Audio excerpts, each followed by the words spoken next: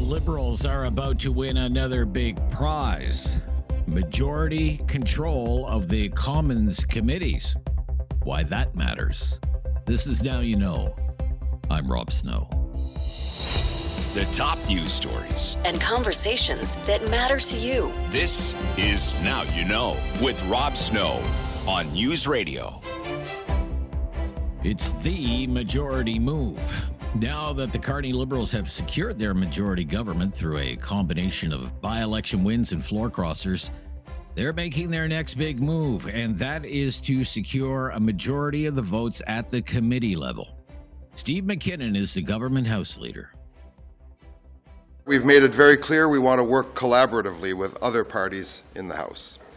We do not want to play silly partisan games that wastes the time and the money of taxpayers in this place. We want to work together to achieve big things for the Canadians we all represent. That hasn't changed. There are more than 24 House of Commons committees. They study government bills on everything from Veterans Affairs to natural resources, from health to immigration. And for the last several years, the Liberals have not had a majority of the votes on those committees because they haven't had a majority government. That is about to come to an end. Liberals now have a majority in the House of Commons. In Parliament, there is a long-standing principle. A party that has the majority of seats in the House also has a majority in committees. This is at the core of our Westminster system of government. For that reason, I've given notice of a motion to be considered in the House in the coming days that will reflect this principle. The opposition parties don't like this move from the Liberals because the opposition parties have held the majority of the votes on the committees, so they could call witnesses the government may not want to hear from, and they could demand the production of documents the government may not want the public to see. The opposition House Leader, Andrew Scheer, says the makeup of the committees should reflect the results of the last federal election, not a majority government made up of floor crossers. We fundamentally believe that at the very least, if Mark Carney is going to cobble together through backroom deals what Canadians specifically denied him at the ballot box, at the very least they should preserve the power of the opposition to investigate Liberal corruption scandals and to litigate bad Liberal policy. So that's what we're calling on. This doesn't just impact the Conservative Party's ability to study legislation or investigate potential government wrongdoing. The Bloc Québécois would also be impacted, as it would no longer be able to impede the Liberals' agenda. Bloc leader Yves-François Blanchet mocked the Liberals' claims that this is what voters want. The government has not been elected as a majority government. He has convinced some MPs to cross the floor and become suddenly deeply convicted Liberals.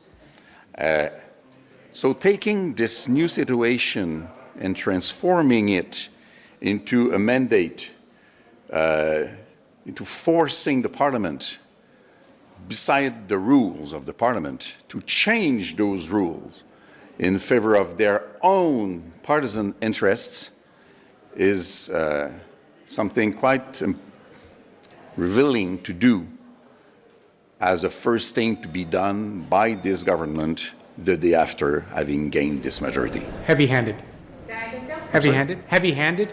Like they're outside norms from your perspective. We might say heavy-handed. Liberals don't see it that way, of course. They view the makeup of the committees as something that was standing in the way of fast passage of Liberal legislation and committee meetings that became places for MPs to quote-unquote showboat. Here again, Government House Leader Steve McKinnon. How is this not a power grab? The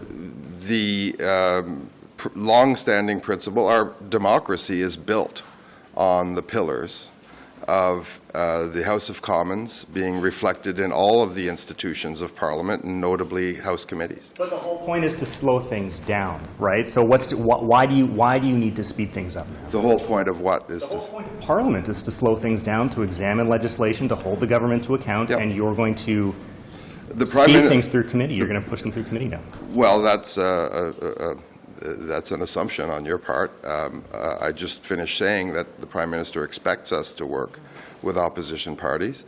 The Prime Minister expects us to gather evidence, to hear witnesses, to hold public hearings, to work collaboratively with other parties and with Canadians as we take on the major challenges of our time. And that's what we intend to do. Now, the Liberals see this as a big win, gaining majority control of these committees. Ben Carr is a Liberal MP from Winnipeg. No, it's a reflection of what the composition of Parliament is.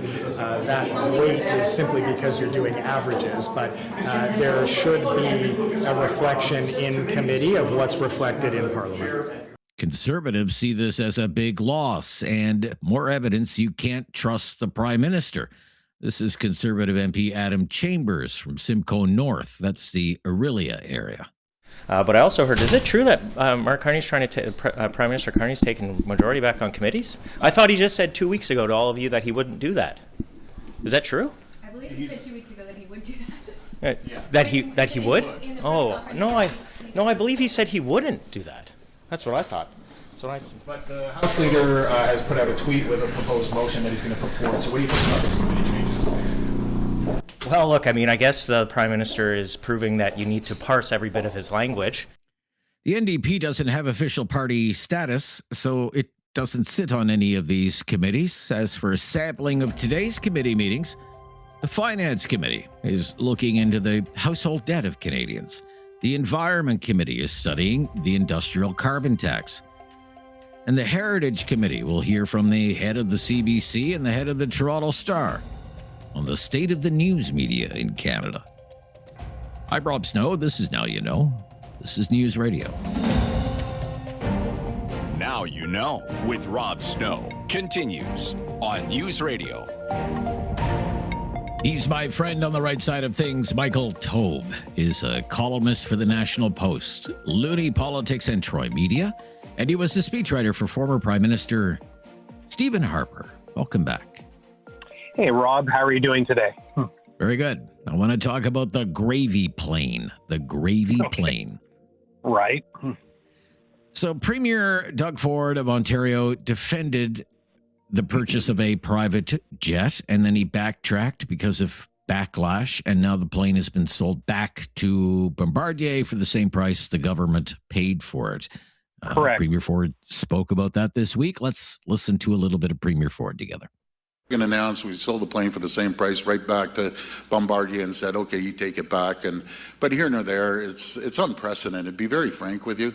You look at the U.S. states, you look at any governor, it's just unprecedented. We have no plane now, folks. And what it was is to fly firefighters up. It was for Ontario Corps. It was for OPP when they have to send a tactical team up. And it was a multi-ministerial plane, Minister of Natural Resources, so on and so forth. But anyways, here nor there, it's done.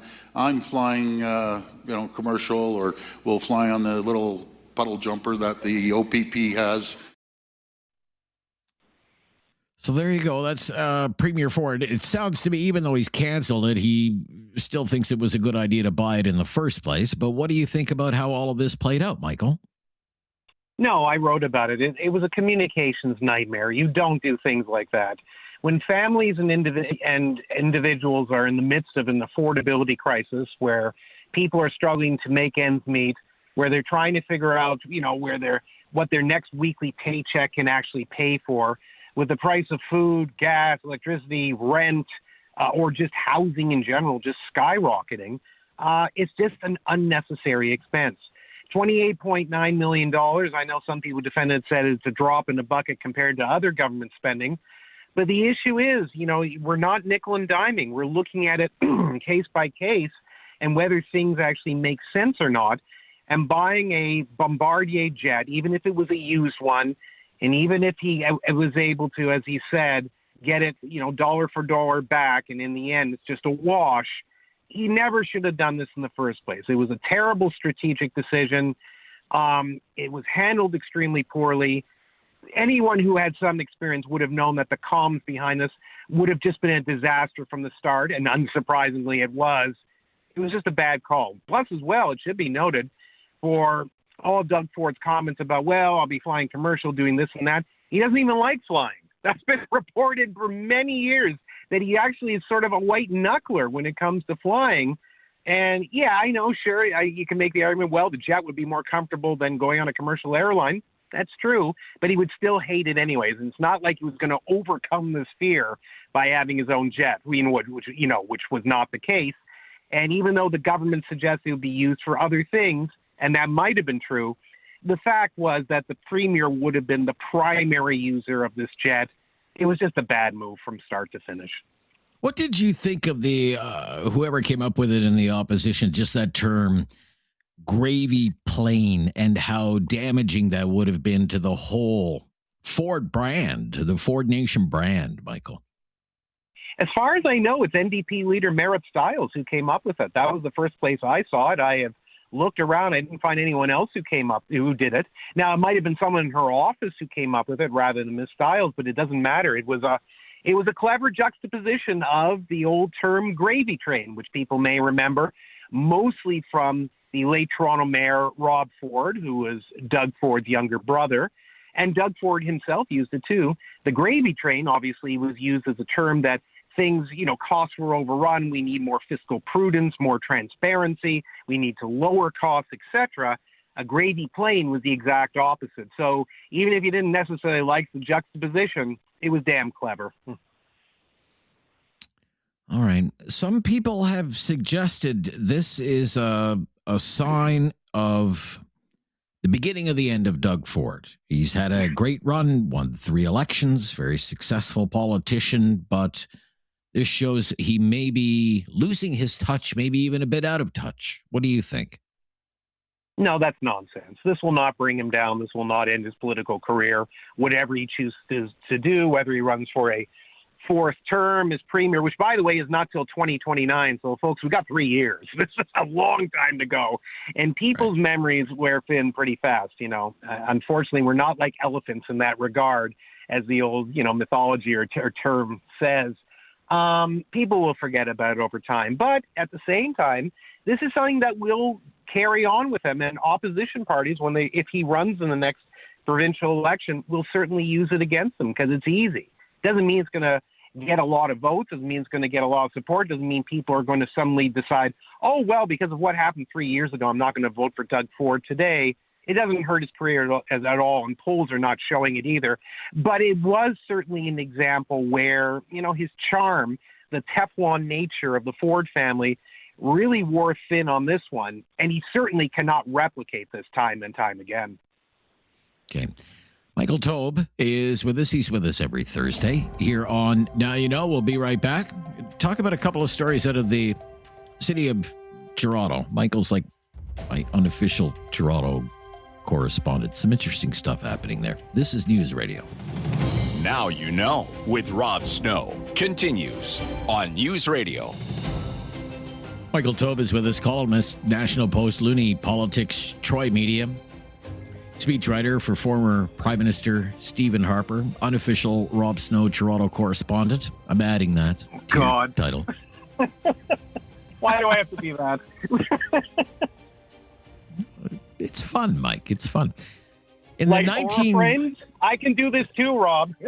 Okay. In the 1970s, Maclean's columnist Alan Fotheringham called Ottawa the town fun forgot. The town fun forgot, the sleepy government town where nothing happens after all the government workers go home at 4:00 in the afternoon. I mean, the city of Ottawa has been trying to shake that one for 50 years. And I don't think it's managed to do that yet. I do read the news out of Toronto. I do wonder if that label would apply to Toronto, the town fun forgot. I'm thinking about a couple of recent news stories, Michael. Sure. This is from our City News colleagues in Toronto. The head of Toronto Fire Service says his crews are taking steps to break down a large ice sculpture downtown, seizing a new album by Drake in response to, quote, multiple complaints and concerns for public safety. Chief Jim Jessup and other officials said the service responded to a public fire safety concern related to unsafe conditions involving the sculpture at a private parking lot at Bond Street and Dundas Street East Tuesday evening. So that was one story. The Drake Ice sculptures. Okay. Call the fire department. And the council is going to come up with a new bylaw to police that sort of thing. I saw that. And now there's this. Toronto City Council has voted in favor of making the World Cup Fan Festival free after backlash to a previous report that suggested charging a $10 entrance fee. VIP passes will still be available at various prices. So you can't have ice sculptures. And your city, your city council basically had to be shamed into offering free fun to the locals during one of the world's biggest sporting events. Is Toronto becoming the town fun forgot, Michael Taube? Well, the late Dr. Foss, who I knew a little bit, not extremely well, but I certainly knew him, would probably agree with you. But I mean, I think it could be fairly said of a lot of cities in this country is where, is a town where fun was forgotten. Or it's, Toronto has been like this for a while. Look, we didn't even bring up things like the lack of food trucks the city still has. Compared to most major cities in North America, we are really depleted in that area, and it's terrible. But yeah, I mean, in many ways, we are now the town. We are the city or the town, whatever you wish, that fun forgot. A lot of things, I mean, the two things you named are ridiculous. And most Torontonians, when told about them, also find them ridiculous. Whether you like Drake's music or not, which I don't particularly, I don't think there's any need to have done that to an ice sculpture. And the whole thing with the World Cup, it should be noted, Rob, that it was originally going to be free. Then they changed their minds and decided to put a $10 fee in, and then because of the backlash, they went back to free. So, I mean, unfortunately, Toronto just doesn't know how to entertain in a certain way. Like, it is a big, this is a big city for our country. There's lots to do here, and there's lots of fun things to do at night, during the day, etc., and great places to visit, eat, etc. But when it comes to just doing things that are sort of promoting more of a community benefit or something that would actually help promote the city, or just something as Alan Fotheringham would say, that is fun, this isn't happening. And this has been a problem with Toronto for a long time. So I'm not really a great representative of the city in that sense, because I know where the negatives are too. Okay. Well, great to hear from you. I really appreciate the time this week, as always, Michael, and we'll get caught up next week and see what's happening in the news. Sounds good, my friend. Take care. Yeah, bye-bye. That's Michael Taube, columnist, National Post, Loonie Politics, Troy Media, speechwriter, former Prime Minister Stephen Harper. I'm Rob Snow. Our Newsday panel coming up next. Focus Nova Scotia with much to discuss. This is News Radio. There is no question Rob won't get answered. Now You Know with Rob Snow continues on News Radio. With our Thursday Newsday panel, that means Focus Nova Scotia. And we welcome back Lisa Blackburn, former Halifax City Councillor and NDP candidate, no stranger to our listeners in Halifax. Lisa, thanks for joining us again. Always a pleasure. Thanks for having me. At the last minute, I must say, emergency call up. Matt Wynot was supposed to join us, but something came up at the last minute and he couldn't make it. So I really appreciate you taking some time out of what I'm sure is a very busy day, Lisa. Really appreciate it. Looking forward to the conversation. Good. Jordi Morgan is here. Also no stranger to our listeners. Director of Strategic Growth and Partnerships for Atlantic Canada at Enterprise Canada. Jordi Morgan, welcome back. Listen, happy to be here. Very happy to hear that Lisa's on instead of Matt, because you know Matt. No, but I wish Matt. I wish Matt all the best. He had called away on a family matter, but I wish him all the best. So. All right. Okay. I want to begin, Jordi, with you, and just kind of a wide open question. I've asked Lisa this before. I've never asked you this before, though, I don't think. What is the biggest issue facing Nova Scotia? What is it? Is it affordability, healthcare, managing growth? Like what would you say is the biggest issue in your province? Well, I think I'm going to take, if you don't mind, a bit more of a 30,000-foot look at this thing, because I think it's more about self-reliance and the ability for Nova Scotia to meet its potential. Like, there are a lot of, smaller issues in there, but they all really hinge on this. And we've had a situation. I remember for a few years I was thinking if I was ever going to write a book about Nova Scotia, I'd call it "Waiting for the Boom."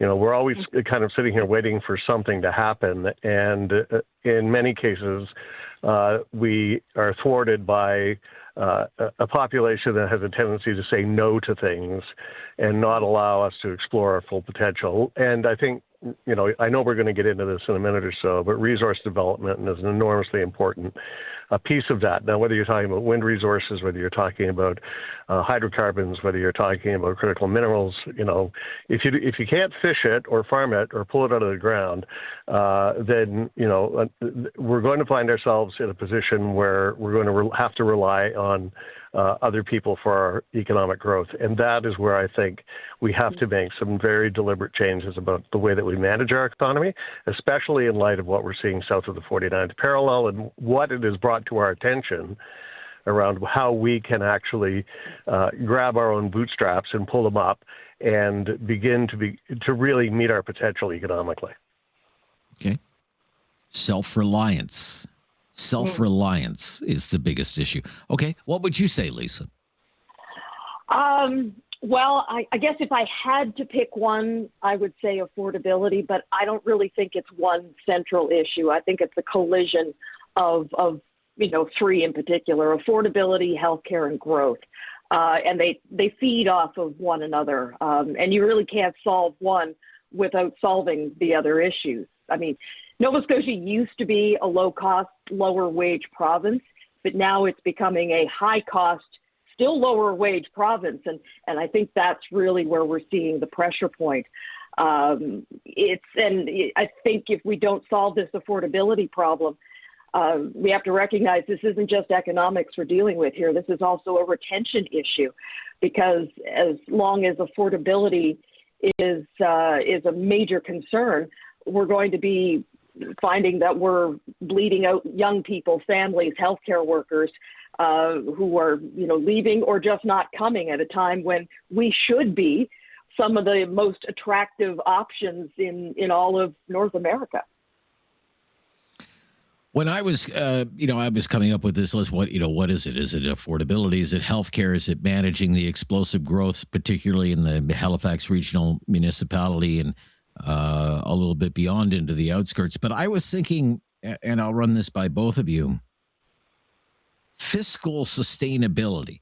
And by that, I mean, I just, look, Nova Scotia, along with the rest of the maritime provinces, not Newfoundland and Labrador, but they are have-not provinces. They rely on equalization.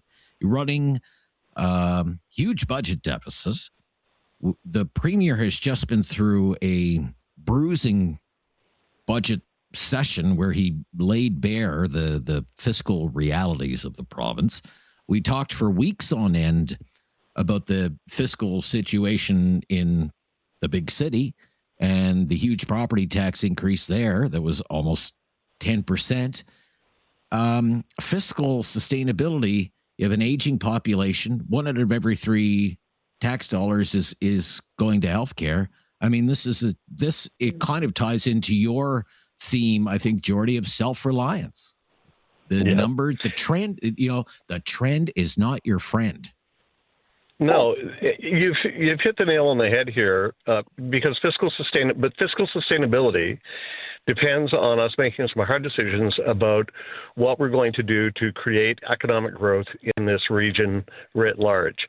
And we have to begin to look at what our resource base is. If you are not exploiting your resources, and I use that term explicitly, if we are not pulling it from the ocean or growing it in the ground or digging it out of the ground, in the case of whether it's minerals or hydrocarbons, if we're or generating electricity even through wind, which is another resource that we have. This is where we have to make our money. I mean, it's not magically going to show up. It has magically because we have, as you said, transfers here, equalization transfers in Canada, and we're grateful to be, for the provinces that are generating that revenue to be kind enough to be able to send it down here. But this is not sustainable.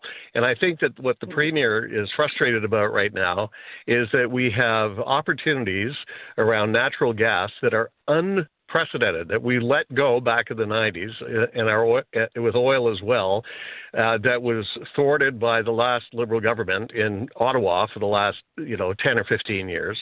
And this is an area that we really have to be able to look at and say, are we going to be self-sustaining? Are we going to really grow our economy in a meaningful way? Or are we going to sit there and say no to resource development again? And it's enormously frustrating in this province that we have people that are jumping around. Sorry, Rob, I didn't mean to. That's okay. That's okay. It's a very nice segue into the next segment. And Lisa, I want you to weigh in on that as well. When we come back, the Premier's great ambitions for natural resources for his province, Premier Houston in Nova Scotia. Front and center this week, this is the Premier that lifted the moratorium on fracking for natural gas onshore. Not just offshore natural gas, but fracking for gas. Protests again erupting over that. We'll be right back. Focus Nova Scotia on our Thursday Newsday panel here on News Radio. You have questions. Now You Know with Rob Snow has the answers. On News Radio. Focus Nova Scotia, Jordi Morgan, Lisa Blackburn with us today. I want to play you a 1-minute clip of Premier Houston. It's from about a year ago, and it's about natural resources development, and it ties into everything that we've been discussing here when he was adamant we have to stop saying no to everything. Roll the tape, please, Curtis. There are a number of bans in this province. It's a long list of industries, entire sectors that we've banned. If we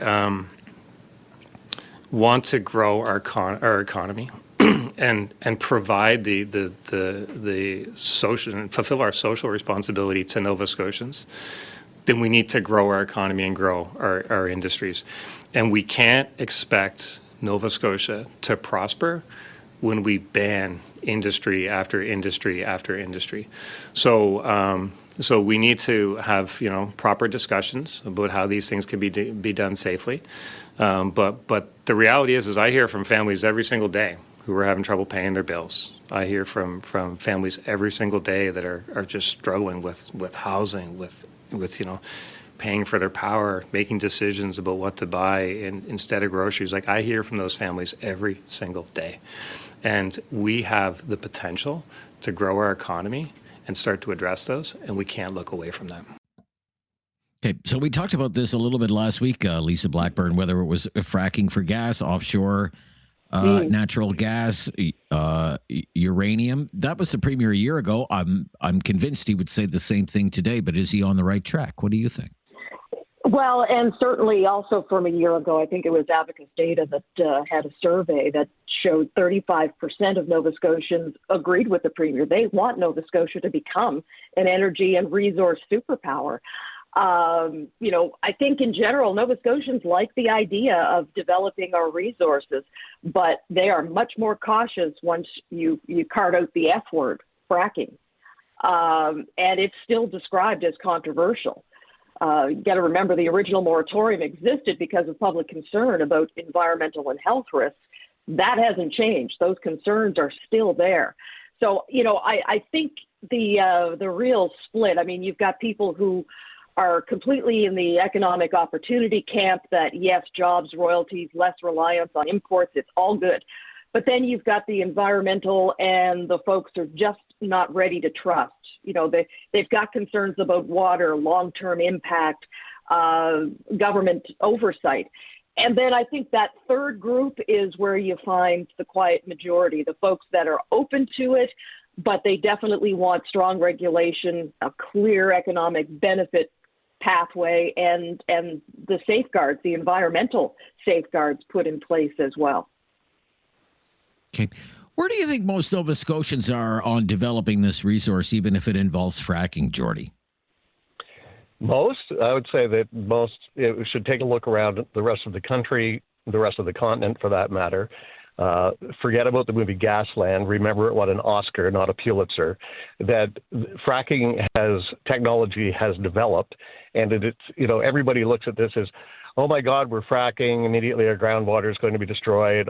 Look at the jurisdictions where this is happening. Is the evidence proving that true? Look at the evidence instead of the hyperbole.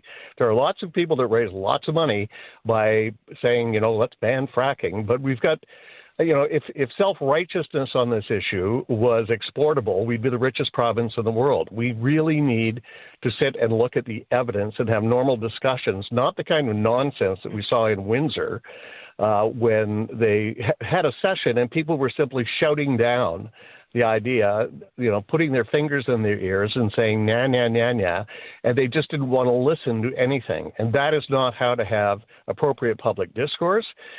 Most of the people that were doing that, and I don't like to stereotype, but it's a real time saver, are people that probably have their thing. They're retired. They've got their defined benefit pension. They're gardening. It's NIMBYism at its very worst.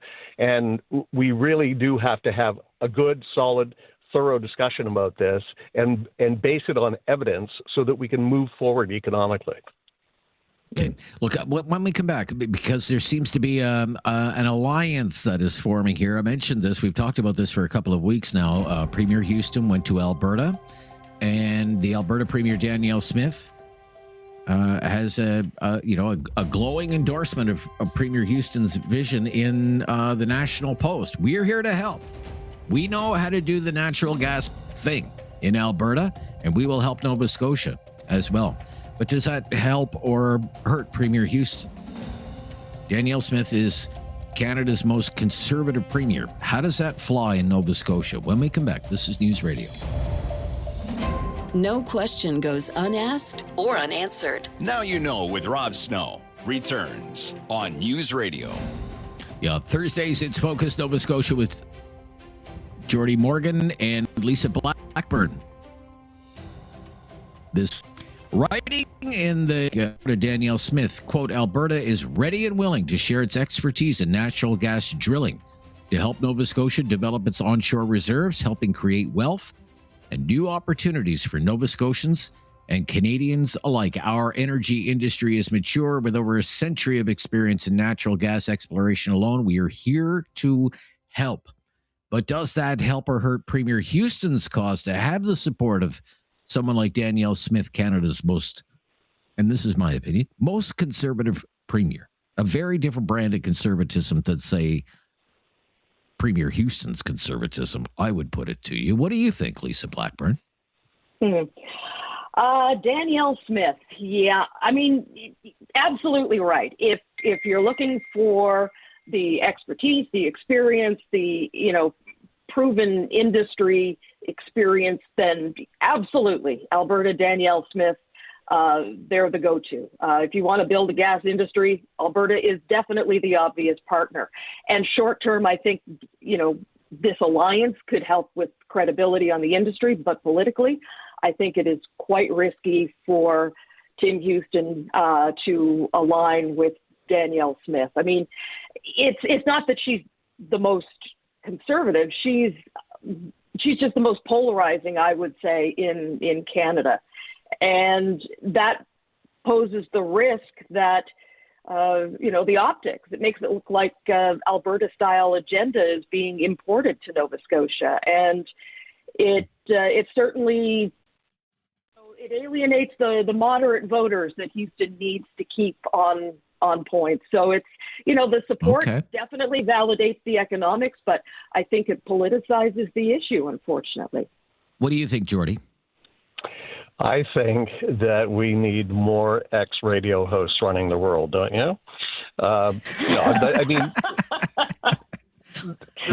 Dave, look, I'm going to disagree with you, Rob. I think that, in fact, that Tim Houston and Danielle Smith have a great deal in common, and they're both pragmatists. All right. They look at things very pragmatically, which is good. And I'm not going to disagree too vehemently with Lisa on the idea that it may be polarizing, but when you speak the truth, there tend to be people on both sides of it that feel strongly about it. And I think that at some point, though, you do have to talk the truth about this, and that if we are going to develop a natural gas industry, and I challenge people to look at what British Columbia has done versus what we've done here in New Brunswick and Nova Scotia, where we don't produce natural gas. We import tons of natural gas that is fracked from other jurisdictions, but we don't produce it ourselves. British Columbia has made a killing over the last number of years in terms of the amount that they're producing. They've got LNG facilities. We should have LNG facilities. There's a demand for our hydrocarbons. We should be able to be selling this to people, making money, paying for health care, delivering social services, and doing all of the things, including electing more ex-radio hosts. So there you go. Okay. All right. You never know when the radio career could come to an end, so we always have to be looking ahead. All right. Okay. We both know that very well, don't we? So. We don't all end up in the Senate or with a cushy diplomatic post, So, all right. Thank you. We keep the microphone close. Yes. Look, thanks to the both of you. Right. Thanks to the both of you. Again, bye-bye, Jordi. Okay, Rob. Take care. Bye-bye, Lisa. Yep, thank you. Lisa Blackburn is a former Halifax city councillor and ran for the NDP, and Jordi Morgan is Director of Strategic Growth and Partnerships for Atlantic Canada at the government relations firm Enterprise Canada. I'm Rob Snow. Talkback is coming up next on News Radio. It's time to talk back. On Now You Know with Rob Snow. Call now and have your say. 1-833-668-2577. Welcome to Talkback. It's 2 hours of debate and discussion on the big issues of the day. And here's one for you. The social safety net and fighting poverty. The social safety net and fighting poverty.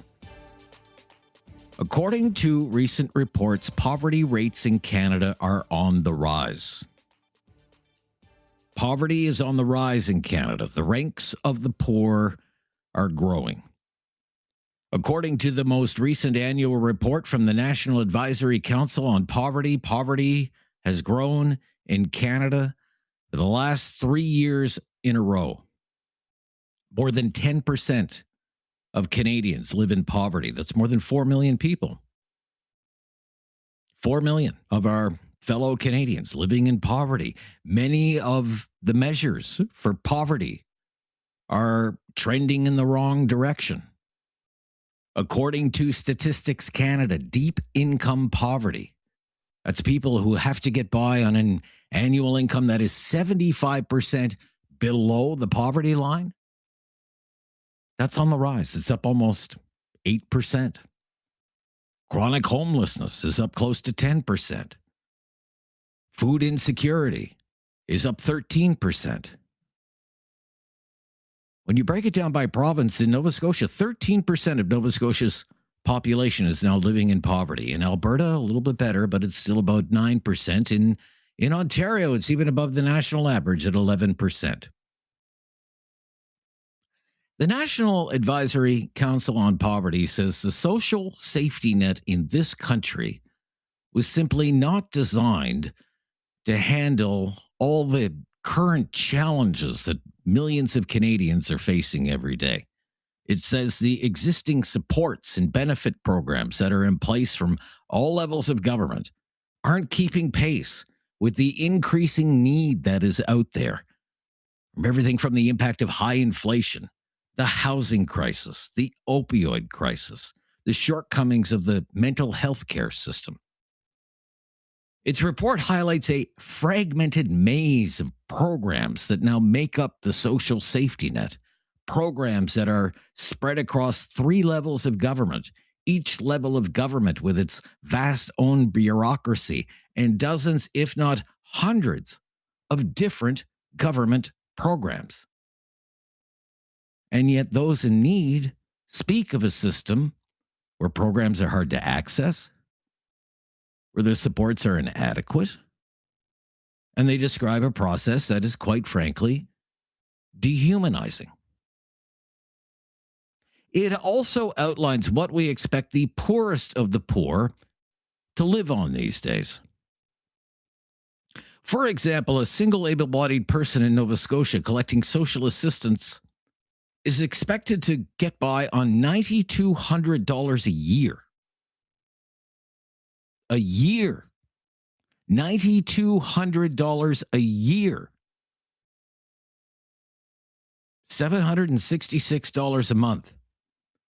Whereas the so-called poverty line in Nova Scotia is about $27,000 a year. In Alberta, a single able-bodied person with nothing else to live on except a social assistance check is expected to get by on $12,800 a year. $1,066 a month. The poverty line in Alberta, about $29,000 a year. And in Ontario, that same able-bodied person living on social assistance has to somehow get by on $10,300 a year, or a little more than $850 a month, whereas the poverty line in Ontario is between $24,000 and $25,000 a year. We say, this is the poverty line, and then expect people to somehow get by with about 40% of the income it would take just to be at the poverty line. How could anyone live in Halifax on $760 a month? Or in Calgary on $1,000 a month? Or anywhere in Ontario for $850 a month? For 3 years in a row, poverty has increased in Canada, and it's happening despite all levels of government spending the most money ever to fight poverty, to prevent poverty. $286.4 billion. You heard that right. $286.4 billion spent in the name of social protection, income support programs, OAS, GIS, CCB, CWB, GST credits, disability supports, programs for our First Nations, housing and homelessness programs, immigration and refugee settlement programs, social assistance payments, child benefits, child care subsidies, rent supplements, emergency housing supports, supportive housing, employment, training programs, transit subsidies, food security programs, community grants, $286 billion a year across 3 levels of government to prevent poverty, to reduce poverty, the social safety net.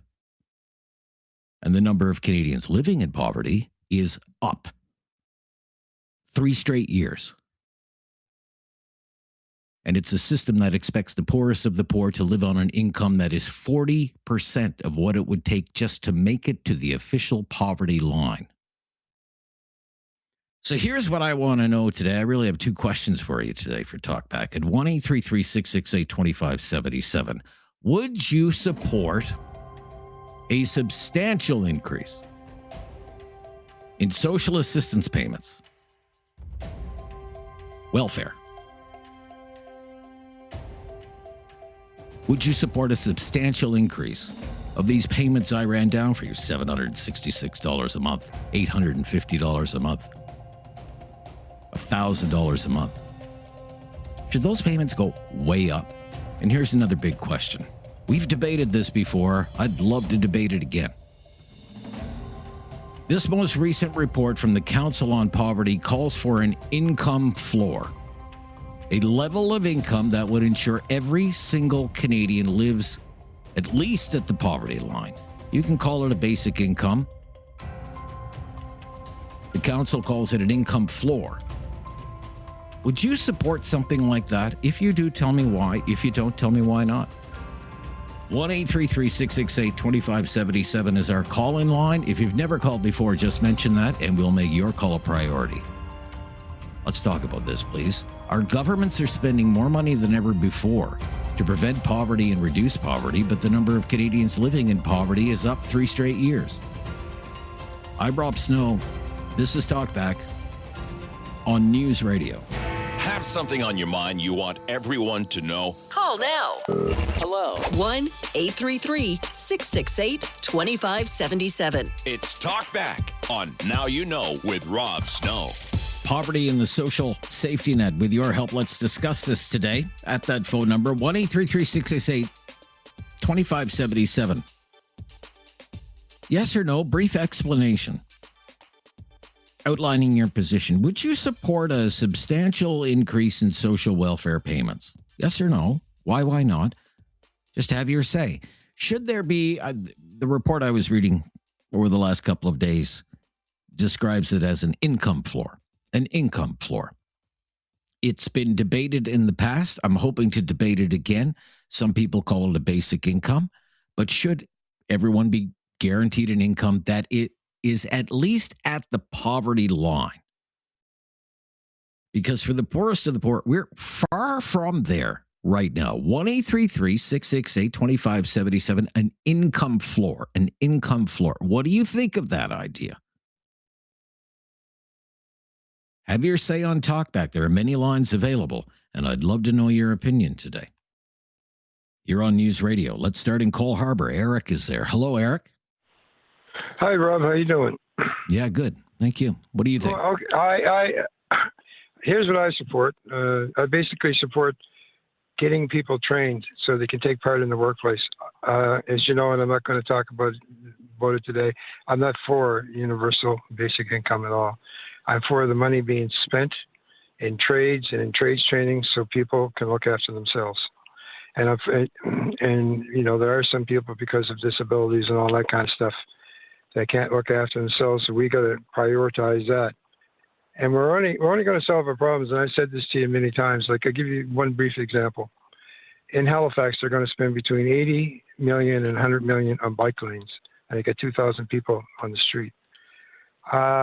Wouldn't it be better for those people, for their self-esteem and to have purpose in their life and to solve the problem of them falling through the cracks? Wouldn't it be better for them to have a trade? Like, we need electricians, we need pipe fitters, we need bricklayers, we need everybody. And we've got into sort of like a mass migration to immigration rather, to fill those spots. We can solve our own problems by training people with the trades they need so they can look after themselves. And I think that one instance should be our attitude towards things. Now, you look at another thing I look at. This is going to spend, I think. But if I could, just interrupt. Sure. Okay. This report, okay, and it's an annual report, very exhaustive report. This is a federal government panel. These are all federal government appointees on this panel. Poverty up 3 years in a row. And these are the social welfare stipends, okay? $766, Eric, $766. We are asking people in your province to somehow survive for a month. No, I know. I'm aware of $766. You don't support any kind of increase in that? No, that's not what I said. Well, no, that's not what I said. What I said was, in order to alleviate, maybe I didn't express it properly. I am for social platforms, safety nets to be built up. But the only way you're going to alleviate that type of thing is to have people to be trained and be able to look after themselves. Give you one example just before I leave. There was a guy by the name of Michael Schellenberger, and in Africa they had two villages. One of the villages they went in, and there were small towns, and they taught them trades, taught them how to look after themselves. And then the other village they gave money to. They came back in a couple of years. The people that had been trained to look after themselves were thriving. The other people that were just given money were not. You've got to be. You see what I'm saying? People got to be able to look. Sure. So yeah. That's not to negate. And your point about it's sort of people, give a man a fish. It's give a man a fish, teach a man to fish. It's that sort of philosophy, right? Yeah. But I don't negate what you're saying. It's impossible for people to live the way they live, and I see it. And when I was a younger man, I volunteered my time in soup kitchens, and it was bad back then. This is crazy now, what I see people doing and how they're living. Okay. It's just insane. And Thank it you, doesn't Eric. have to be. Thank you. You've got us off to a good start, sir, but we'll have to wrap up our conversation there. Justin in Calgary, Dan in Kitchener, you hang on, get to your call next, and hopefully many more as we make our way through Talkback today. On poverty, up 3 years in a row now in Canada, despite spending record amounts of government money trying to prevent it and reduce it. Have your say on Talkback on News Radio. Have something on your mind you want everyone to know? Call now. Hello. 1-833-668-2577. It's Talkback on Now You Know with Rob Snow. Poverty is our topic of the day, and whether you would support an increase, and I mean a substantial increase in social welfare payments, or something like an income floor, a guaranteed income, so that everybody is at least the poverty line. 1-833-668-2577 to have your say, please, on an important topic today. Justin is in Calgary. Hello, Justin. Hello, how are you? Yeah, very good, Justin. What's your opinion, please? Definitely for it. I'm 46. I got diagnosed with MS when I was 42, dropped me to my knees. I've been on a government program since then, and I can't believe New Brunswick. Like, I could not live on that. In Calgary here, it's like I'm getting $17.78, and I get paid on the 27th, and I need like $20 to. I'm struggling. Like, I need $20 to just buy a little bit more protein to like feed my hunger. Like, it's crazy. So, right. So if I could, so you're on a disability. You're on a disability support program, right? Yeah, I'm on AISH, and then it's half provincial and half federal, and that's what I get here in Calgary for disability. Right. So $17.78 a month. 78. Yeah. Well, until I get my stuff together, I can do this. They clawed back $200 a month recently for this new program. It's to help disabled people get back into the job place. It's a program, so you get like right now I could earn $1,000 more a month without it affecting my disability, but with this program I can earn $1,200 more. So $200 more. Okay, so they clawed back the $200 until I get all. You have to go through all this medical rigmaroles and all these things. Yeah. So yeah. Yeah. So $17.78. I mean, so after you pay for the big expense would be housing. I mean, what's that like for you? I have a car. I have insurance. I have a phone. I have and that's about it. And then I buy a lot of mostly because of my struggle with MS, it's diet. My life is diet and exercise. So like my diet, like I take supplements that runs me like maybe $150-200 a month, and then I eat high protein, which is very expensive to eat healthy nowadays. Like to eat vegetables, like fresh vegetables, and it's just a struggle, man. Like. Okay. Well, you're still. I mean, you're still less than. It sounds like you're doing better than a lot of other people who are collecting social welfare payments, but it's still a little more than $21,000 a year. So you're not quite at Alberta's poverty line. You're still about $8,000 below the poverty line. Thank you, and all the best to you, Justin. Thank you, Dan in Kitchener, Ontario. Yes, Dan. Hello, Dan. Hey, Rob. How you doing? Appreciate your non-biased opinion and feedback on your show. It's one of the few. As a boomer who is not hurting at all, Rob, I would support a program of along the lines you're talking about.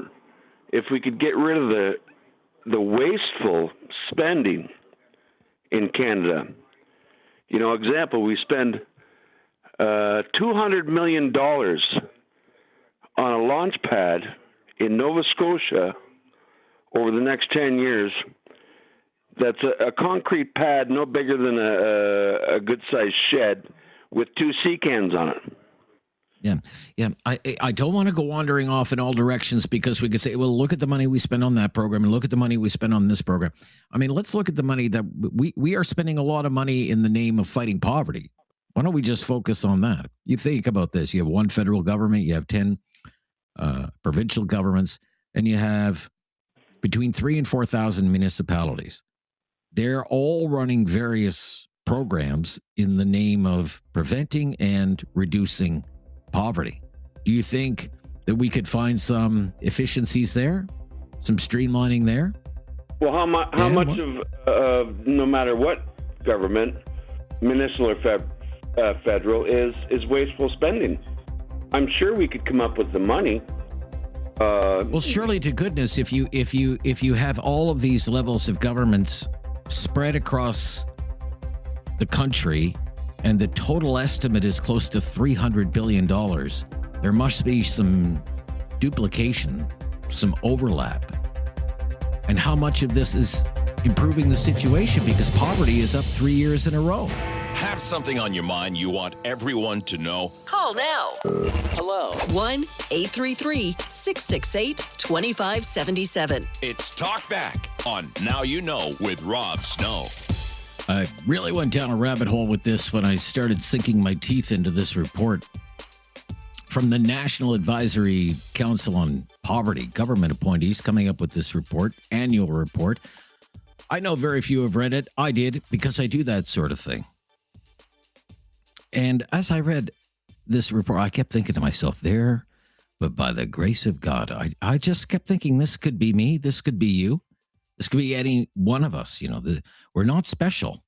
We're not immune from any of the forces, any of the events that leave some people living in poverty and relying on nothing more than a government stipend to make ends meet. I mean, how often have you heard it? Life can change in an instant, right? It could happen to anyone. And when you take this topic, you marry it with the AI topic that we talked about last week. I think it becomes all the more urgent. All of us could lose our jobs tomorrow. I mean, I'm in the news media. There's no job security in the news media. But it's not just that. People get sick. People have strokes. People get diagnosed with cancer. One of our previous callers. MS. Accidents happen. Workplace accidents, car accidents, whatever. In the blink of an eye, your life can change. Maybe you can never work again. The point is, anything can happen to anyone at any time. You just never know. And whatever security you think you have could vanish. And it's in the news media all the time. People being rent-evicted. They're tossed out on the street. And the fallback is supposed to be our social safety net. And as Canadians, we've always held ourselves up against the Americans. We have a more generous social safety net in Canada. We take care of one another, we tell ourselves in Canada. And then you read this report, you see social welfare payments that are doled out every month to people who have nothing else. And it takes no longer, I put it to you, than 2 seconds to realize, gosh, this is totally inadequate. $766 a month in the year 2026 for a single person in Nova Scotia. Where do you even find a place to live on $850 a month in Ontario, or $1,000 a month in Calgary? How far does that go in Calgary or Edmonton or Red Deer or Lethbridge? This is why I'm asking. And I'm putting it to you. And I'm really hoping you'll offer some insight today. Is it really enough? Is it really enough? 1-833-668-2577. Dave in Halifax is up next. Dave. Yes, hi, Rob. Hi, Dave. Yeah, I'd like to have my input on this. I think when we start relying on the government's teat for everything, like guaranteed income, is problematic. The thing is, for who is paying for these things? It's likely the middle income or the more wealthy, but they have ways of hiding their money because they're clever. They can afford accountants and what have you, lawyers. But it's the middle income, and we're seeing a real state of middle income that are lining up in the food lines. So somebody has to pay for this somewhere. Also, how many billions have we forked out to support Ukraine? Billions of dollars. Now, 23 billion. When it comes to yeah. Right, and there's other. I think everybody thinks that Canada's got all kinds of money here, and we can give to other places around the world that are suffering. But I think once we start getting into this guaranteed income thing, I think it's healthy to work. I think the problem is we have closed down opportunities. Like I think you had the fellow with the what was it, ML? Anyways, he was saying that I think if we can have programs in place to help people to get back into the working world, where we probably shut down because of cutbacks and whatever.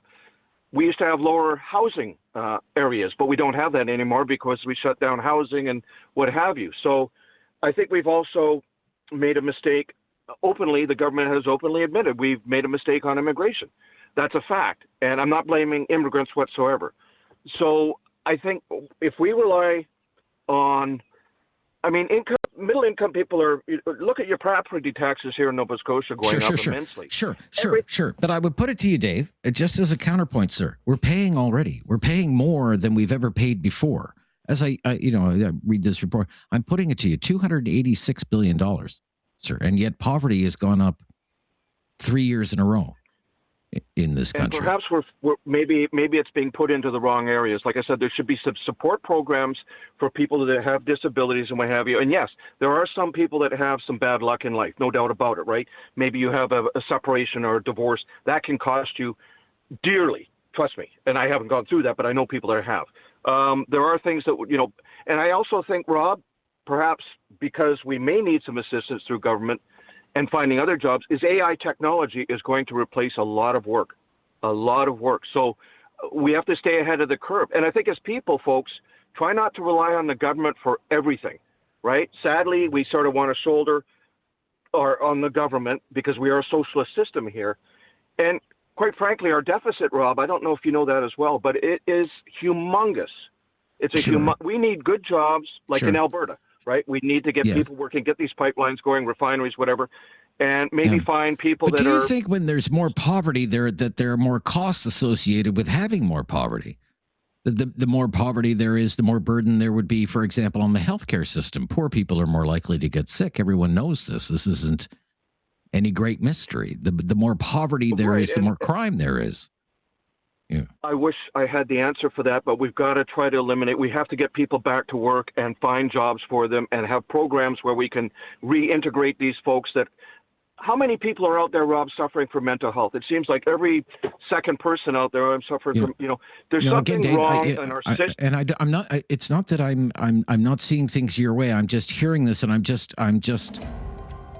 not sure if the answer is more programs. The answer might actually be fewer programs and fewer government workers administering programs so that there might actually be more money for the poor.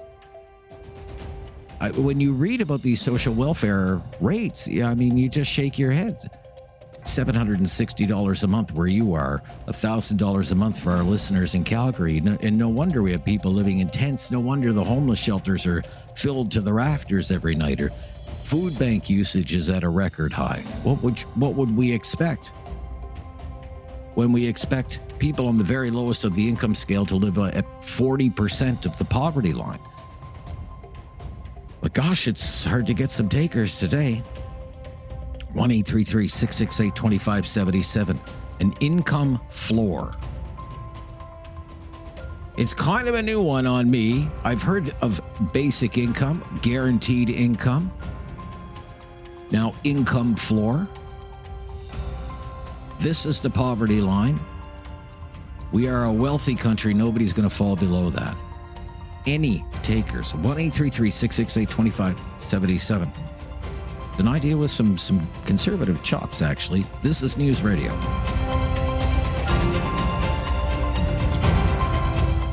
Have something on your mind you want everyone to know? Call now. Hello. 1-833-668-2577. It's Talkback on Now You Know with Rob Snow. The social safety net. Would you support, this is what I'm asking you, a substantial increase in social welfare payments, monthly payments, social assistance payments, or an income floor, or what has become known as an income guarantee, a basic income? Do you support an idea? Like, if you're opposed, I'll hear you out. I really will. I don't mean to keep interrupting people. I'm just passionate about the topic. I get fired up from time to time. Dan is in Calgary. Let's get to Dan. Hello, Dan. First time caller, Dan. Hello. How are you, Rob? Yeah, I'm very good, Dan. Thank you for your call. What's your opinion, Dan? Okay, I just got into the system here. I'm I'll be 62 this summer.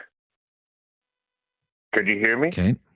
I hear you just fine, Dan. Continue. Okay, so I finally had to get Alberta support. I've worked all my life. I haven't been too smart about it. But like I heard you guys saying earlier, I had a very bad accident off my job. So I was off for a couple of years, and as soon as I was getting back to work, minimum hours on WCB, I got in a bad car accident. So now I suffer with a very bad concussion and everything else, and my savings is gone, and I finally collected my first check off Alberta support, and that is $1,000. My rent's $1,050. Right. Okay. So right. I don't know what to say. Like, I suffer from bad concussion, and I just wanted to give some input on we cannot survive on that. I still have a vehicle, still paying insurance, buying gas, and I just don't know where my next steps are coming from, if you know what I mean. Well, sure. I mean, how long can you live like that if your income is only $1,000 a month and your rent is $1,000 a month? Yes. Yes. Yeah. So I'm kind of stuck. Like, I haven't been too smart. I haven't been too smart on my responsibilities or something, but I have worked all my life. And then I got hurt and then got in a bad car accident, and it's all gone now. So it's all gone. Yeah. Yeah. All gone. Yeah. Don't know where I'm going to like go. that. Like, I thought I was going to be homeless 3 months ago, which I've never been before, you know? So it's a very scary time for people that ain't making much. And yes, that should go up a little bit. I don't know. Thank you. Yeah. No, you've outlined it very well, sir. It could be reality for any one of us. That's why I say there, but by the grace of God. Dan, all the best to you. Thank you for your call. I really wish you better days ahead. To Bob is in Calgary as well. Hello, Bob. Hey, how you doing? Yeah, I'm good, Bob. Thank you. So, I mean, there it is, Bob. The poor guy's got $1,000 a month to live on. Totally understand it. I mean, you know, it's the base, the funds benefits that are available are inadequate. The problem you've got is a couple of fold. One, if you put it up, that means that the cost of everything's going to go up, in which case it's going to negate the benefit you've just risen, the amount of money you just given extra. But my question is out of this, what was it, 282 billion or million that's spent on this? Billion. Yeah. Yeah, billion. So how much percentage-wise is that is administration costs and actually stays back in the federal government? Can you imagine? Well, the estimate is probably 80% of it is administration. I would agree. So that's where you've got to find your money to pay for better benefits. Right.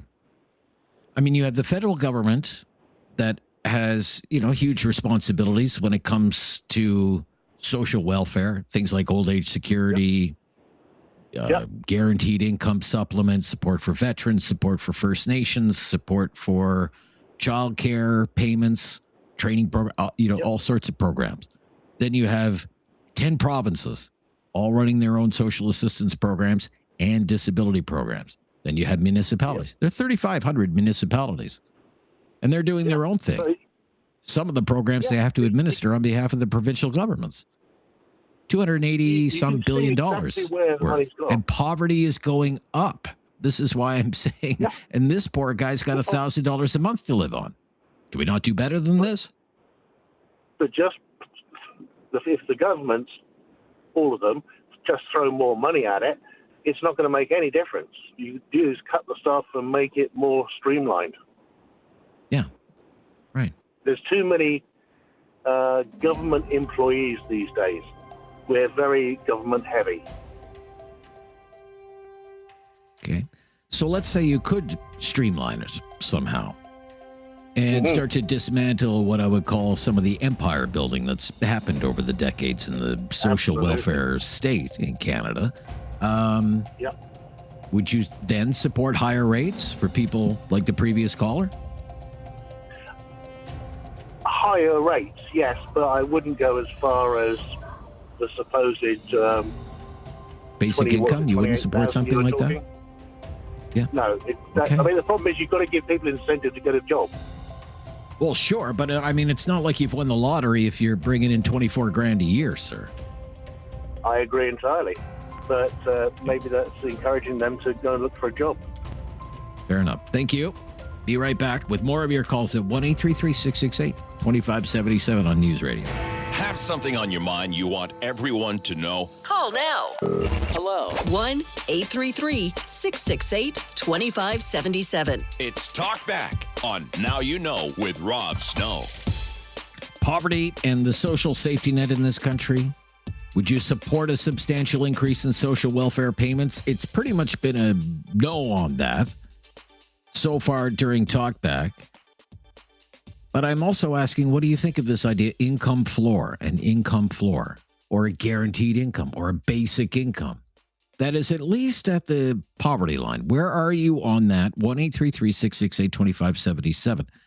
Sam is in Lunenburg. Thanks for calling, Sam. Welcome, Rob. Thanks for having me. Yeah, you're welcome. Look, I've got to completely agree with the last caller. I think that we can't be giving, the mentally ill, the disabled, and the sick more money. We need to be encouraging them to get back out into the workforce and pull themselves up by their own bootstraps.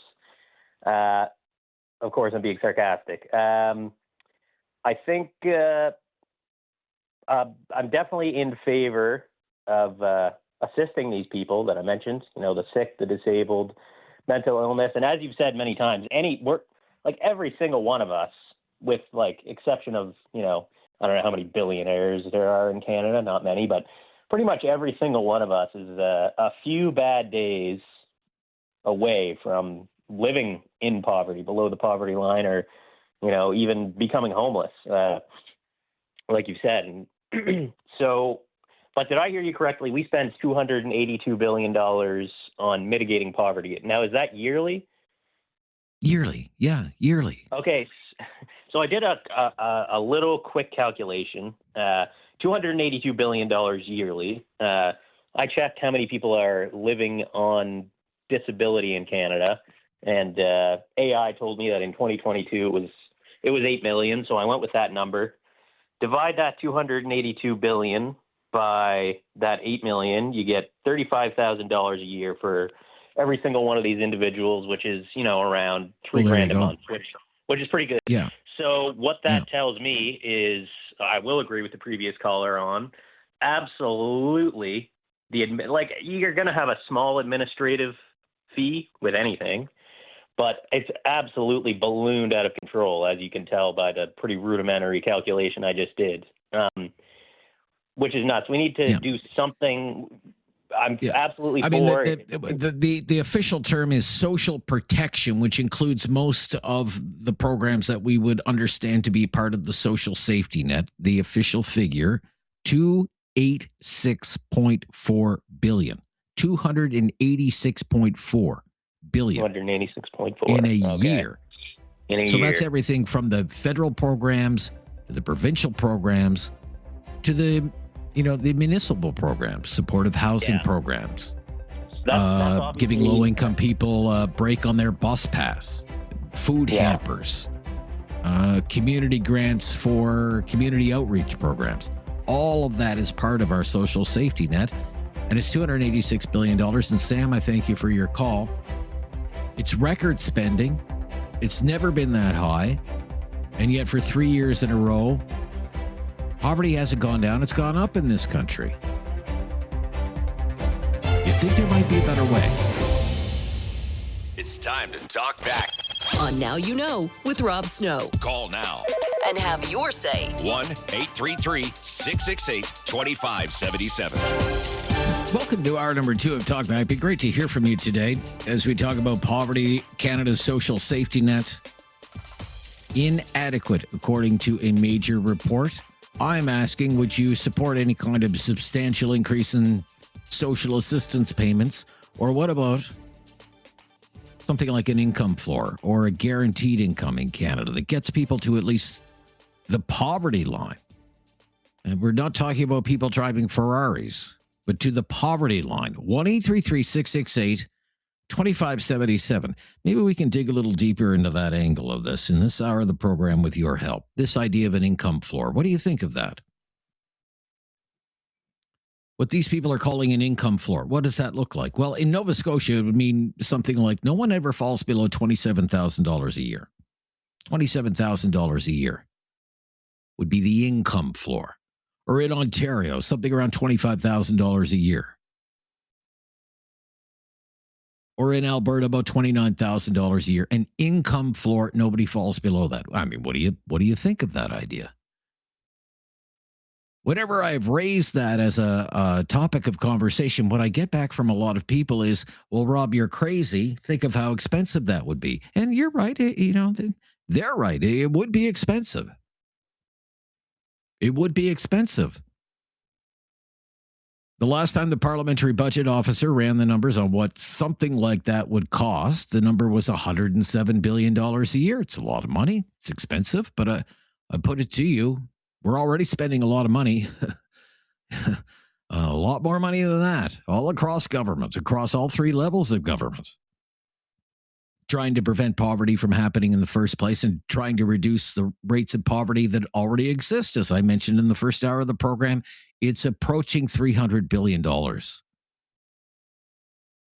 Spending on the social safety net, public pensions, income top-up programs, family benefits, disability benefits, unemployment supports, housing supports, employment programs, training programs, the labyrinth of all the programs administered by many, many government bureaucrats all out there. I mean, fighting poverty is expensive. There's no two ways around it. But then you look at these monthly stipends that I have been outlining for you. And here, honestly, can you say to yourself in the year 2026 that these sorts of payments are adequate and give people even the slightest bit of dignity? $766 a month, $850 a month in Ontario, $1,000 a month in Alberta. What kind of dignity does anyone have on that kind of income? 1-833-668-2577. Let's go to Kathy in Stratford. Thank you for calling from Ontario, Kathy. Yes, I am. Yeah. Hi. Thanks for calling. What's your opinion, Kathy? I think that would be a wonderful idea. And why do you say that? I'm on CPP, the federal disability. I had a 30-year working career. And I have a retinal disease in my eyes. So over the years, it got worse, my vision. So 2015, I had to stop working. And then it just has progressed. And yes, it's very difficult living on what you get for your CPP disability. Right. If you don't mind me asking, I mean, how much is that? Right now I'm getting close to $1,400 a month. $1,400, right? Okay. Yeah, and then the disability benefit came in just last year, I believe. The federal benefit, so that's $200. That's an extra $200 a month. Yes. Yeah. So that's $1,600 then a month. Yeah. Right. And so you're there in Stratford, lovely little Stratford, Ontario, and you're getting by on less than $17,000 a year. Yeah. Yeah. How do you ever do that?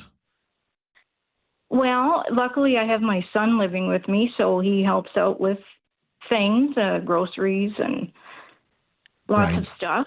Yeah. So, but for people that don't have someone with them, I have no idea how they get by. I don't know how could you afford your rent and your groceries? And I don't drive, but I mean, he drives me around, and I have family that help out too. But someone that doesn't have those supports, it would be absolutely almost impossible to get by. Right. I mean, in Ontario, you're about $10,000 below the poverty line. Yeah. Yeah. After working full time for 30 years, After working full time for 30 years. Yeah. Yeah. Yeah. Yeah. I don't understand how they figure out what you get or how they expect you to survive on that. Right. Okay, Kathy. Well, I'm glad that you called. I'm glad you shared your input, and I wish you better days ahead. It's hour number 2 of Talkback, off and running, and I'd love to hear from you today on our topic. 1-833-668-2577. It's Talkback on News Radio.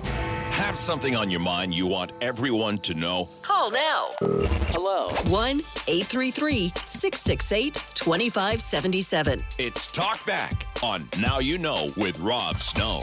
On the state of our social safety and fighting poverty, Grant is in Calgary. Thanks for calling, Grant. You're on the line. Good to hear from you. Hi, Grant. Yeah, your opinion, please. Well, I think, they should be raising some of these benefits, like the woman they just called that has the retina thing that worked for 30 years and can't work anymore. Well, I don't know how somebody can survive on $1,400 a month. That's insane. The government's got to step up here. Things are getting more and more expensive every day. It's not good all around. People are struggling. I don't know how people can make it on minimum wage. They got to be probably living with, a group of people in order to afford rent. If I was to go rent right now, my mortgage is cheaper than renting an apartment here in Calgary. Oh, sure. Yeah, that's the case for a lot of people. Yeah. The mortgage payments are, especially if people were, bought houses 10, 20 years ago, be significantly lower than whatever the rent is these days, market rent in Calgary. So I'm just floating this idea out here. I'm not getting a lot of support. I never get a lot of support. My friends say, "Oh, Rob, you're supposed to be some kind of right winger." So this is kind of counterintuitive for them when they hear me promote this sort of thing. And I say, well, bear with me and let me explain it to you. Okay, so where you are in Calgary, the poverty line is about $29,000 a year. What do you think about a program that makes sure everybody in Calgary never falls below that line?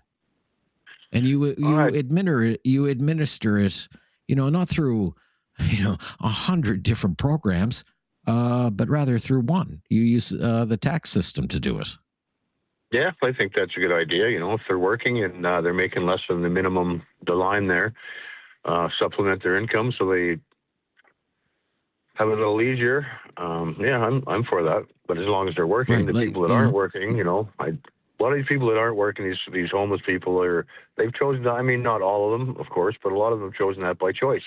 They're well, maybe some of them have drugs. Some of them have, but I mean, and that's where a lot of the crime's coming from too. Is these homeless people? I mean, it's been in the news a few times. They've rounded them up and moved them out of this place or that place, and they found stolen items. But yeah, for somebody that's working and they're below the poverty line, I have no problem with their income being supplemented by the government for sure. Okay. All right. Thank you. Yeah, thank you. But you do appreciate the gravity of the situation by the sounds of things. We don't agree on everything, but we're not disagreeable, which is always welcome. Let's go to Alex is in Kitchener today. In Kitchener. Hello, Alex.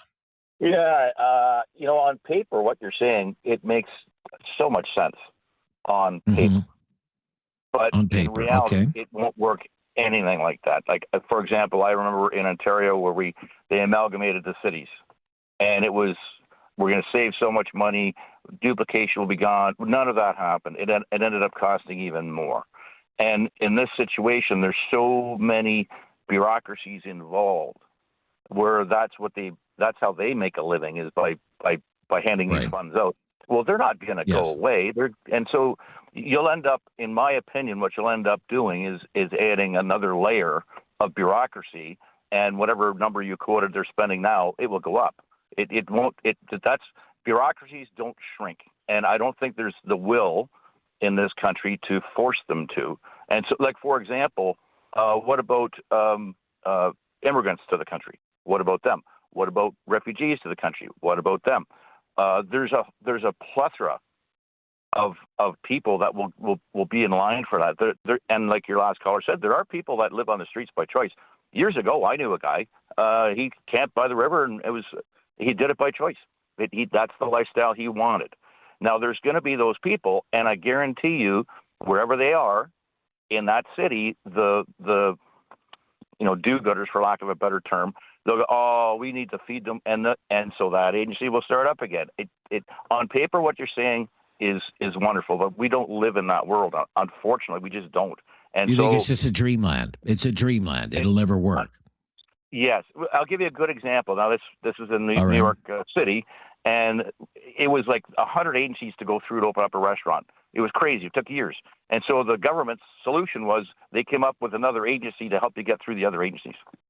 That's how government works. What you're saying on paper, beautiful. In the Garden of Eden, it would work great.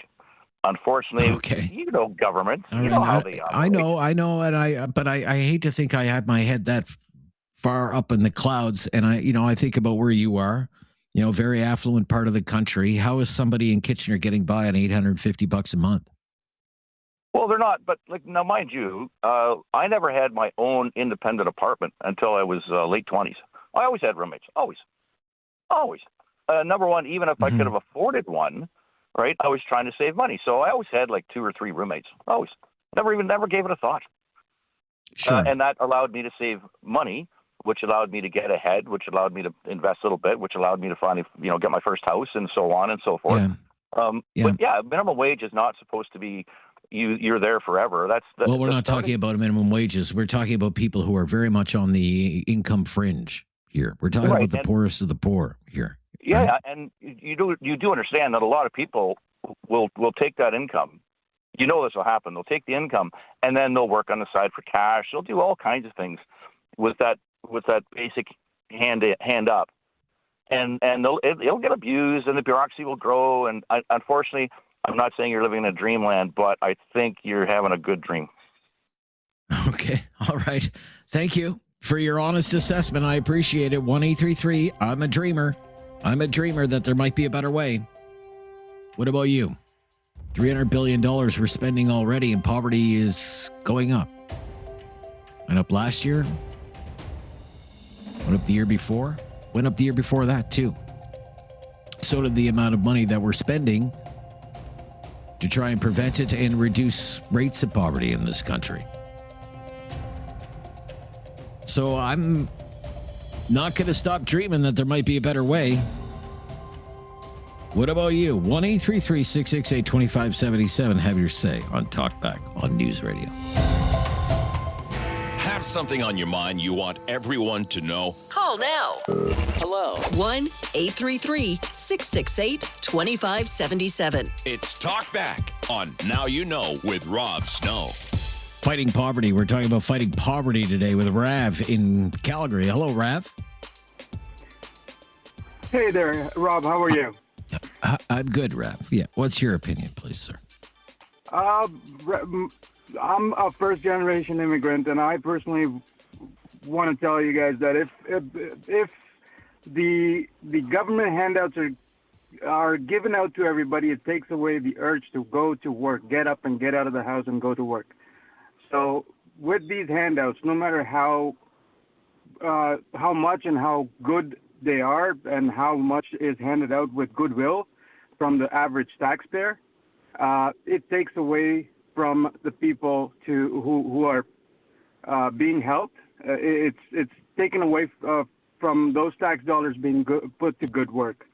For example, the most recent one I can think of is the food banks being used by international students for substituting their grocery bills. The food banks were not initially put in place to help out international students. They were put in place to help out people who are struggling. But food banks weren't even supposed to be a permanent fixture in Canada either. They were supposed to be just a temporary measure. And, yet all of these decades, here we are, and we have record usage of them, sir. I would bring this back to you. the more poor people that you have in the country, the more people you have on the economic fringes, the higher the burden is going to be on everyone.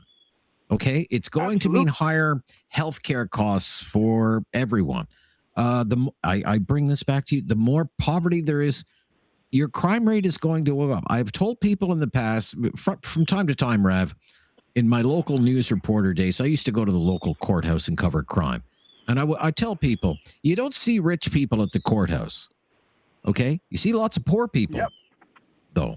There are added costs when more people are in poverty, sir. And we're spending a lot of money to try and prevent poverty, and yet poverty rates keep going up. How do we do it better than that? If not giving people a better quality of life. In my personal opinion, as far as there has to be a stop block or a measure that is put in saying, if you have put in an effort to go out and work and you were not able to, then we will substitute that. We will help you out because you're putting in an effort. Instead of, hey, here is free money being handed out. Sorry, you couldn't find work. Well, what did you do differently today to make your situation better tomorrow? If you are just getting a handout, there is no need, urge, or motivation to get out of the house and go to work. Go find work. All right, Rav. Thank you. Thank you. I appreciate your point of view. I really do, and I appreciate you sharing your opinion. We will stop here. We want to bring you right up to date on the latest breaking news, especially for our listeners in Alberta, with the Premier wrapping up a news conference moments ago on the referenda that will be held this fall. Bring you right up to date on that. Many more stories, and then right back to your phone calls on Talkback today as we look for solutions on fighting poverty in this country. This is News Radio. Have something on your mind you want everyone to know? Call now. Hello. 1-833-668-2577. It's Talkback on Now You Know with Rob Snow. Lots of time to fit you in today on Talkback. We have been talking about the state of the social safety net and fighting poverty, preventing poverty, reducing poverty. Poverty up 3 years in a row. 4 million of your fellow Canadians living in poverty, 10% of the population. On stipends, expected to get by on monthly payments of between $760 to $1,000 a month for the poorest of the poor, relying on social assistance benefits. So we're asking, what do you think about an increase in social assistance benefits? Not many takers on that. What about an income floor? An income floor. The idea everyone in Canada should be guaranteed an income. That is at least the poverty line. Not talking about winning the Lotto Max here. We're talking about bringing people up, lifting people up to the poverty line. 1-833-668-2577. Sylvia is in Southern Alberta today. Thank you for calling, Sylvia. Thank you for waiting. Hi. I wonder what the reason. Hi. I'm wondering what the reason is for the rise in poverty in the first place. Like, why is this happening? Much of it is related to the higher cost of living. Higher housing prices, higher food prices, higher fuel prices. Yes. So if wages not keeping up. If we make it possible for everybody to pay for their basic needs, I think that's a good solid way to take people's motivation away. Because I've worked in my life really hard for, yeah, and I think what it comes down to actually is it's a simple sounding solution to provide for everybody to the same, right? Like to bring them up to a certain level. That is an appealing thought, but I think sure it is. What's the nature of people? So people, I think, if left to their own devices, will look for the easiest way to do things, and I think this solution is a prime example. Like if we can just shove it off to the government. You work hard. You work hard, right? You work hard. I work hard. I work way more than 40 hours a week. Like way more than 40 hours a week. I'm 55 years old. I work as hard as I've ever worked in my whole life. right now to stay employed. Nice. Okay. Yeah, nice. Now, do you? And you're probably the same way. I suspect most Canadians are the same way. Do you think that, because we have, say, a guaranteed income of, in your case, in Alberta, $29,000 a year, the people are just going to quit their jobs, stay home, smoke pot, sit on the couch, and play video games? I'm not going to do that. I don't want to live on $29,000 a year. I can't live on $29,000 a year and have a nice life. I'm not going to be zapped of my motivation to work hard and become a success in life because there might be a program out there that guarantees I live at the poverty line. Would you do that? Would you quit your job? It's Stop hard working? to say. I know that when I was a kid and I had to work for everything that I wanted to buy, for example, like my parents didn't say to me, here's this much money that we think you should just have and you can work if you'd like more. That wasn't the thing. It was like, if you would like to live in this world, you need to do the work. So off you go. And I think that really is the thing that gets people going, is that, if I want to eat, I'm going to have to work. And if I want to eat good, I'm going to have to work harder. And things are insanely expensive. That is a fact. And also, I wonder if it would be a solution for people to help each other just day to day in their own communities more than they do. Because you look at mental health also is on the rise. Poverty is on the rise. And it seems to me that people have very, very deep needs that aren't being met. And I wonder if that is something that's happening that is kind of a deeper reason than poverty is rising. And why? What are people taken down by? And is giving them more money gonna bring them up? I don't know.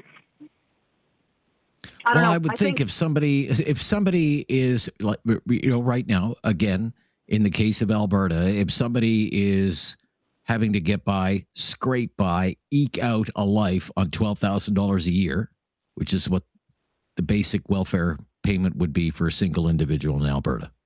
$12,000 a year, $1,000 a month.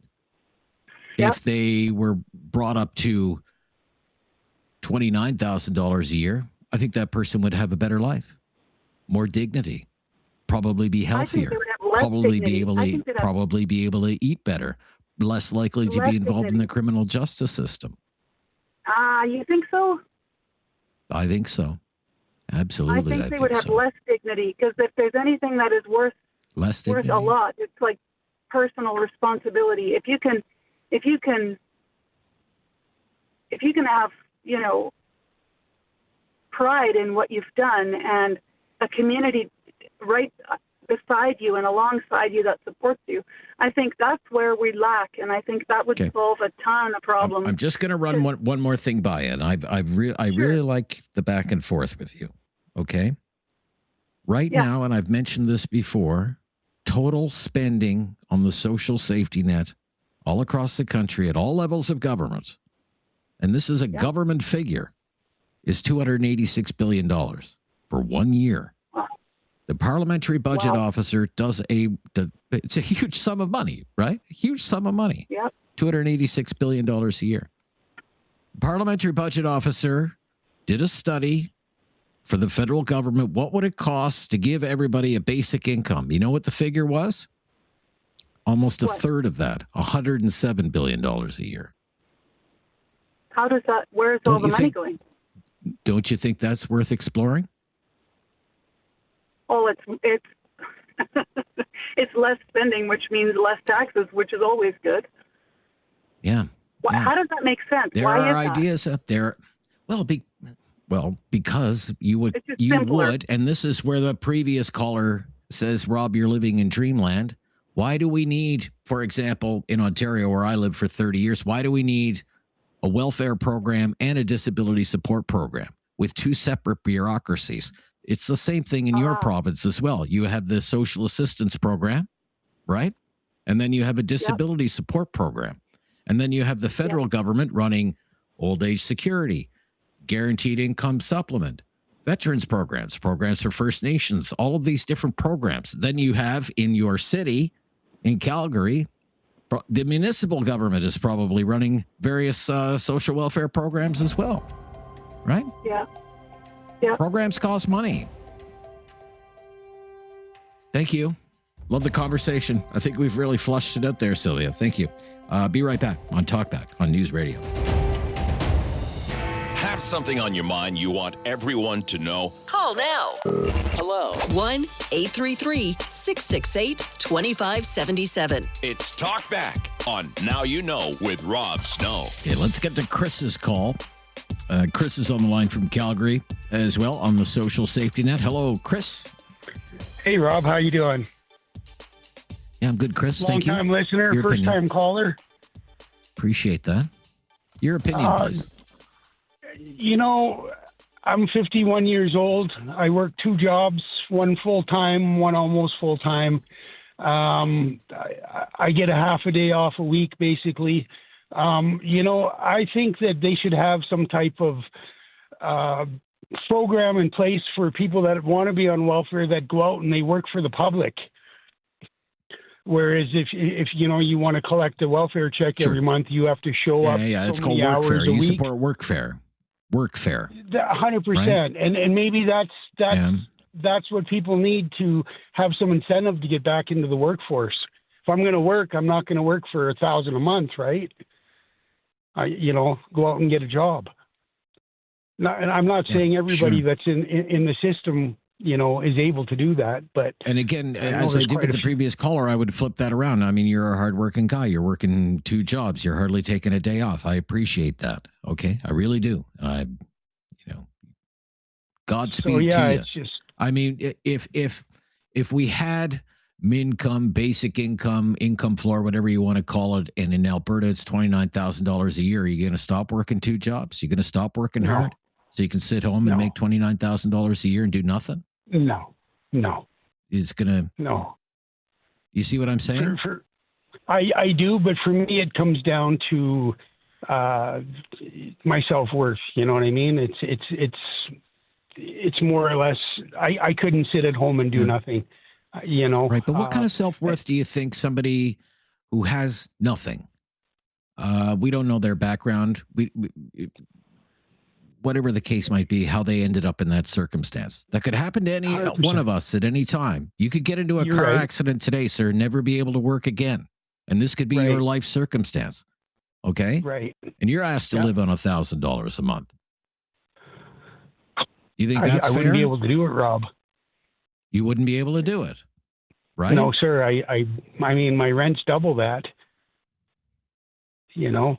And yet we ask people to do it every day. We do every day. This is their life. But I'm referring to the people that have the option, you know, as opposed to the people that don't. Or I'm saying there's a lot of people that use these social systems that have the ability to go out and get a job but choose not to. Okay. All right. Thank you, Chris. I appreciate your point of view, sir. I appreciate your opinion. Brian, up next in Calgary. Hello, Brian. Hey, Rob, how's it going? Yeah, it goes well here, sir. Thank you. What's your opinion? Well, yeah, I think helping the lower poverty people is always what we need to do as a country. But things just need to be done the right way, right? Like you can't go and tax everybody else, use more tax money, and push the country farther in debt. Without a proper plan and guide of how this money is dispersed, right? There's tons of people that don't even do their taxes, so would this even benefit them? Because they're not even collecting the benefits that they could get. Well, a lot of people on the fringes now are going to have automatic tax filing. The government is going to do that for them. Gotta love that. So and then the main thing is like as a country, if we can get our GDP up using our like I'm in Alberta, of course, natural resources to market, we can have more money to help everybody. But it's Sure. very hard to help somebody when your MasterCard's maxed out and you have no way to pay it back, right? So it's you gotta do or have money to help, and where we're at is where everybody just keeps going down. But yes, I am in agreement with you. People need to have enough money to try to help themselves, to motivate them to be more driven, right? Like, but Sure. I think it needs to be more controlled on if like where that money goes to, right? Like if I give an alcoholic, God forbid, I give him $20 and he says he's going to go get food, well, he's probably not, right? So are you feeding more people's addiction or potentially? Or are you regulating that it's going to have to go to housing or food or essentials, I should say. Understood. Yeah, I understand. Thank you, Brian. Thank you. We'll be right back with more of your calls on the social safety net. 4 million Canadians now living below the poverty line, many well below the poverty line. On government assistance programs that I think we can all agree clearly inadequate for anyone to have any kind of quality of life in 2026 in Canada. And I mean anywhere in Canada. We're talking about below 10 grand a year. This is News Radio. Have something on your mind you want everyone to know? Call now. Hello. 1-833-668-2577. It's Talkback on Now You Know with Rob Snow. Dave in High River, Alberta. Hello, Dave. Hey, how are you, Rob? Yeah, I'm good, Dave. How are you? How are things in High River today? Things are windy. I'm a little concerned about you, though, Rob. I've got a question. How are you doing? I mean, you sound very passionate about support for our low-income population. You must be headed towards a tough retirement. Well, maybe. I'm just, it's just something I'm always curious about because I just see the amount of money that's being spent, as I say, approaching $300 billion. Yeah. More and more money every year, and poverty rates that continue to increase every year. And that doesn't compute. Yeah, I'd make a couple of points. I think we've got to be careful we're not missing the boat here.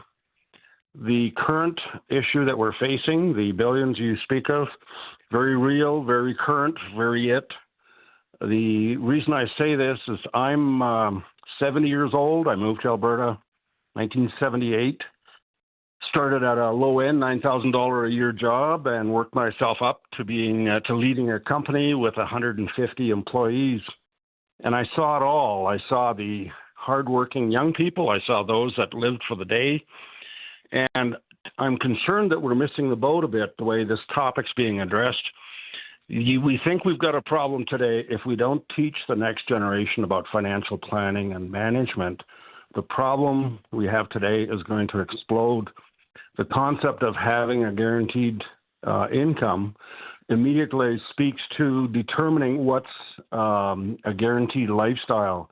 Does it involve regular restaurants, movie, entertainment, concerts, sports activities, vehicles, travel?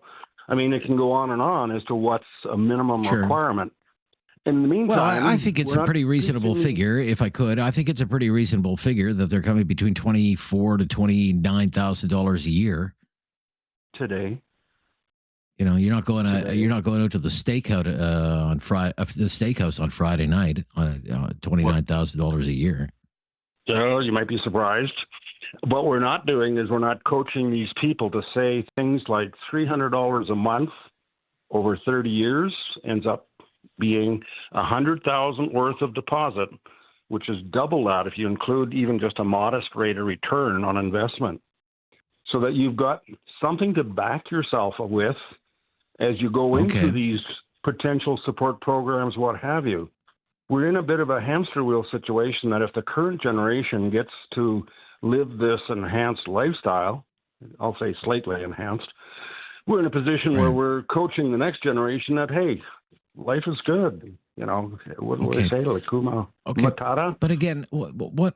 Okay, but what about fighting poverty, sir? What about helping poor people? Shouldn't that matter? And are we doing that the right way? 8 years ago, when the PBO was digging into this, he noted that there were 55 programs just at the federal government level costing $40 billion a year. That was 8 years ago. Probably more programs now costing more money. All told, it was 75 federal programs, $60 billion a year. And now we have this report, $286 billion across the whole scope of government, all three levels of government. And yet we still have 4 million Canadians living in poverty. What do we do for those people? And are we doing it the right way to help them? I appreciate everyone's call and perspectives.